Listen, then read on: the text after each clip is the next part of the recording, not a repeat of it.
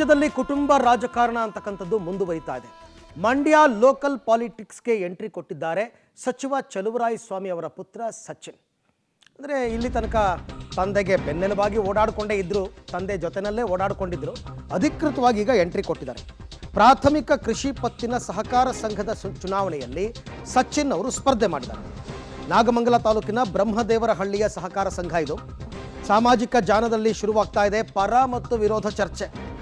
ಇದು ಕುಟುಂಬ ರಾಜಕೀಯ ಅಲ್ವಾ ಅಂತ JDS ಕಾರ್ಯಕರ್ತರು ಟೀಕೆ ಮಾಡಿದ್ದಾರೆ. ಇಡೀ ಕುಟುಂಬ MLA, MP, MLC ಎಲ್ಲ ಆಗಬಹುದು.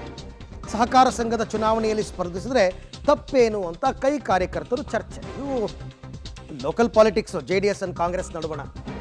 ಕಾಂಗ್ರೆಸ್ ಅವರು ಮಾಡೋ ಆರೋಪ ದೇವೇಗೌಡರ ಕುಟುಂಬದ ಬಗ್ಗೆ. ದೇವೇಗೌಡರ ಕುಟುಂಬದಲ್ಲಿ ದೇವೇಗೌಡರು ರಾಜ್ಯಸಭಾ ಮೆಂಬರ್ ಇದ್ದಾರೆ, ಕುಮಾರಸ್ವಾಮಿ ಅವರು ಸೆಂಟ್ರಲ್ ಮಿನಿಸ್ಟರ್ ಇದ್ದಾರೆ, ರೇವಣ್ಣ ಶಾಸಕರಿದ್ದಾರೆ, ರೇವಣ್ಣ ಅವರ ಪುತ್ರನೂ ಒಂದು ಕಾಲದಲ್ಲಿ ಸಂಸದರಾಗಿದ್ದರು, ಅವರ ಅಳಿಯ ಈಗ ಸಂಸದರಾಗಿದ್ದಾರೆ. ಸೊ ಇದೆಲ್ಲ ಇರೋದ್ರಿಂದ ನಮ್ಮನ್ನು ಅಂತಿರಲ್ಲ ನಿಮ್ಮಲ್ಲಲ್ವಾ ಅಂತ ಕ್ವೈಟ್ ನ್ಯಾಚುರಲ್.